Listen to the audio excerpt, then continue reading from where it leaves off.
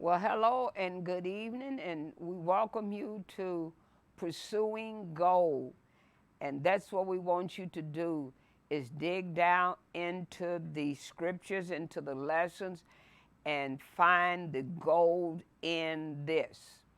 Our lesson today, when God doesn't make sense. Now that gives you a little dealing and digging in there. Our lesson will come from Habakkuk. And Habakkuk really, uh, during his time and our times, it seemed like they just running right parallel together. Habakkuk is a minor prophet.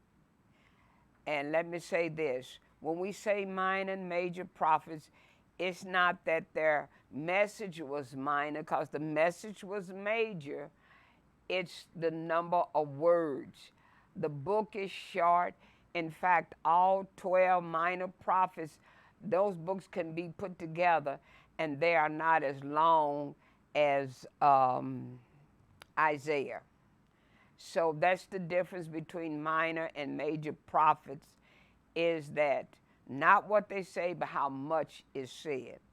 Our lesson will come from Habakkuk. Over the next several weeks, we're going to be talking about Habakkuk. And Habakkuk had a complaint with God because God wasn't making sense to him. And we're reading from the Message translation. The problem is God gave Habakkuk to see it. God, how long do I have to cry out for help before you listen? Have you ever been there? How many times do I have to yell, help, murder, police, before you come to the rescue? Why do you force me to look at evil, stare trouble in the face day after day? Are we not doing that? Anarchy and violence break out, quarrels and fight all over the place. Law and order fall to pieces. Justice is a joke.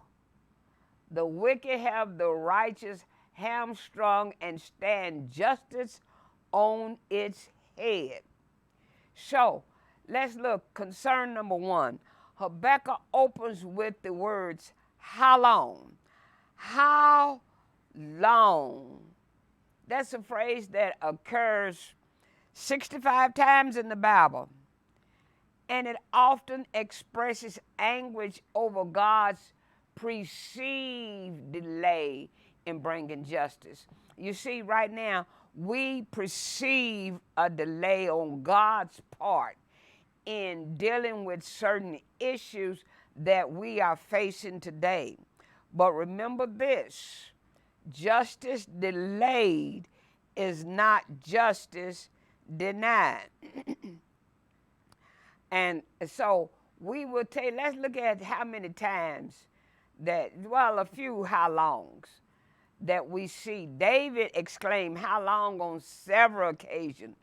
Psalms 13, 1 through 3, and I'm reading from the New Living Translation. Oh Lord, how long will you forget me? Forever? How long will you look the other way? Anybody feel that way right now? Or you feel like that God has forgotten you? How long will you forget me? Forever? How long will you look the other way? We feel as if God has turned away from us. How long must I struggle with anguish in my soul, with sorrow in my heart every day? I have dealt with COVID-19. I have dealt with wearing face masks.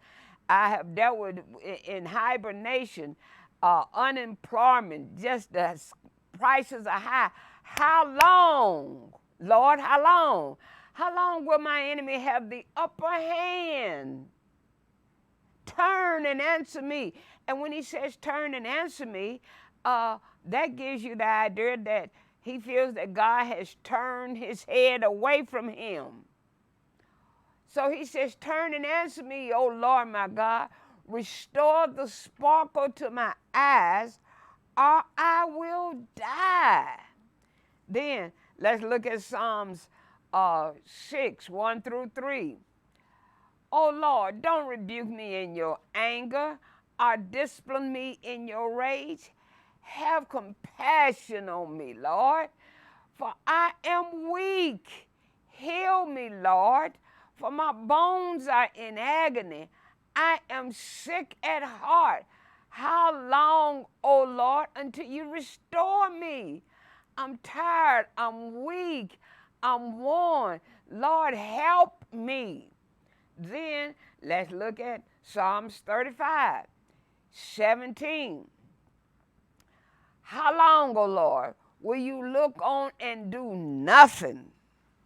Well, you know, that's about the way I feel today. Lord, do you see what's going on down here?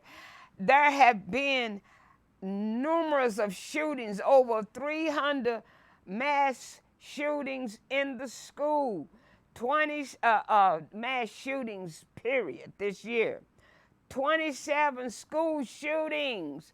Lord, where are you? How long will you look on and do nothing? Rescue me from their fierce attack. Protect my life from these lions. Then Psalm 79, 5. Oh Lord, how long will you be angry with us? Is he angry with us? Is this why he has left us here at the hands of corrupt politicians, a weak government, and the rich are getting richer and the poor are getting poor? More people living out on the street.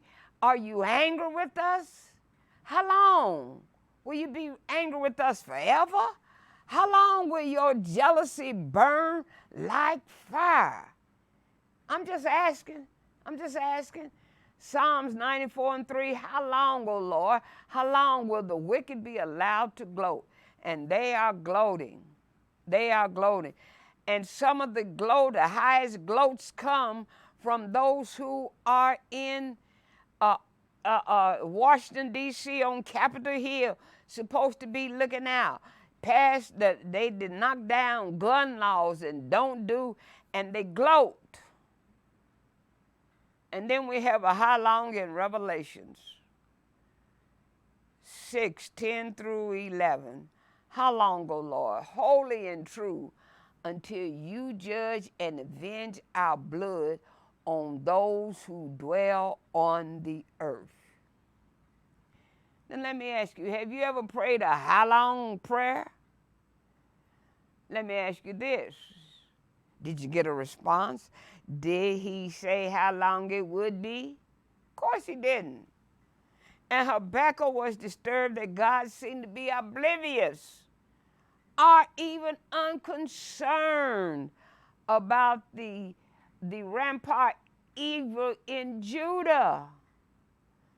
Do you have the same feeling? Just evil is running wild in your neighborhood, in the community, in the world. He is seemingly pleading for help, but no help is coming. And apparently Habakkuk began to feel that God does not care about what is going on or even concerned with what is happening. What about you today? Do you think that God doesn't care? I mean, I have some how long questions. How long will the poorest zip code have to pay the highest gas prices? How long are we to tolerate the ones who are to protect us, the very ones killing us, and then they go free without any consequences? Justice is a joke.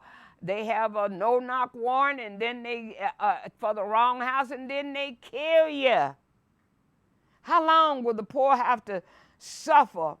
Stores like Kroger's moving out of the poorest neighborhood and yet building mega stores in the richest neighborhood. How long will the most powerful and wealthiest country in the world not give decent health care coverage to its citizens? How long will we see boarded up houses in our neighborhoods?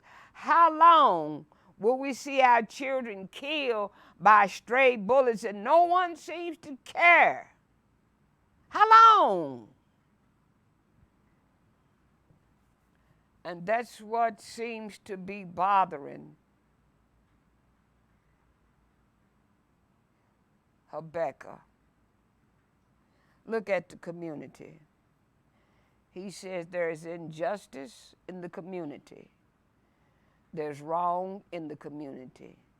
Destruction, violence, strife, conflict. And we see that in our community today. Then he said, look at the courts. They are overwhelmed with the sheer number of lawsuits.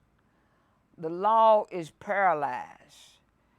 Judges are rendering unjust decisions.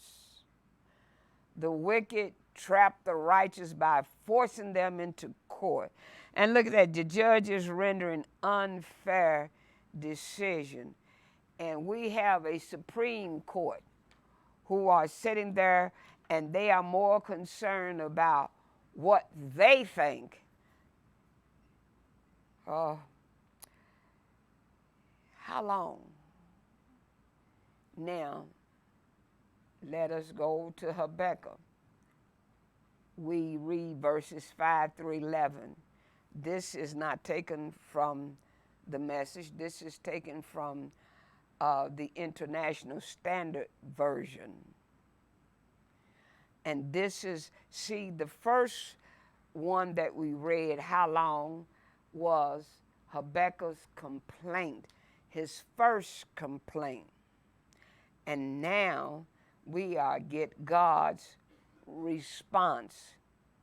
And God says, look out at the nations and pay attention. Be astonished. Be really astonished, because something is happening in your lifetime that you wouldn't believe, even if it were described down to the smallest detail. If he told us we would have that many number of mass shootings, or that COVID-19 would have us living in isolation for almost 2 years, that a disease that we know nothing about, can't see, don't understand it, would kill millions of people, we wouldn't have believed it. He said, watch out, for I am bringing in the Chaldeans, that cruel and impetuous people who sweep across the earth, dispossessing poor from homes not their own. They are terrible and fearsome. Their brand of justice and sense of honor derive only from themselves. Their horses are swifter than leopards and more cunning than wolves that attack at night. Their horsemen are galloping as they approach from far away. They swoop in like ravenous vultures. They all come to oppress. Hordes of them, their faces pressing onward. They take prisoners as numerous as the desert sand. They make fun of kings, deriding those who rule. They laugh at all the fortified places, constructing ramps to seize them. Then, like the wind sweeping by, they will pass through. They're guilty because they say their power is their God. Now, put that back on for me again, please. Let me read this so it can make. Look out at the nations and pay attention. Be astonished. Be really astonished, because something is happening in your lifetime that you wouldn't believe even if it were described down to the smallest detail. Watch out, for I am bringing in, I brought in Donald Trump, that cruel and ignorant man who swept across the earth, driving people out of their home, causing others to ride on the Capitol. He is terrible and fearsome, and his brand of justice and sense of honor derive only from himself. His lies are swifter than leopards and more cunning than wolves that attack at night. The Republicans are galloping as they approach from far away. They swoop in like ravished vultures. They all come to oppress, hordes of them, their faces pressing onward. They care nothing about the homeless who are out on the street. They make fun of everybody who don't see things their way. They believe in you having your gun. They laugh at all the fortified places, constructing laws that will benefit them and hurt the little man. Then, like the wind sweeping by, they pass through. They're guilty because they say their power is their God. Now, what did God have to say to Habakkuk? God said, look, Habakkuk, I will intervene, but in my own time and in my own way. Woo! In my own time and in my own way. And God is raising up the Babylonian for his purpose. And God has raised up someone like Donald Trump for his purpose. See, we got too big. We thought it was all about what we were doing. But God now has showed us that we are just as bad now as we were 200 years ago. And God is using the Babylonians as his instrument to punish Judah. And he is using what we see now going on to punish us. And we still cannot seem to get it right. Well, now, Habakkuk, I have to give it to Habakkuk. Every time God speaks, he got something else he got to say. And let's look at Habakkuk chapter 1, verse 12 through 17. And I will go back to the message. He says, God, you are from eternity, aren't you? Holy God, we aren't going to die, are we? God, you choose Babylonians for your judgment work? Solid rock, God, you give them the job of discipline? Oh, you can't be serious. You can't condone evil. So why don't you do something about this? Woo! Talk, Habakkuk, because that's the same way. God, you can't be serious. People sleeping out on the street. We don't make enough money to make ends meet. And some are getting richer and others are getting poor. You can't be serious. You can't condone evil. Why don't you do something about this, God?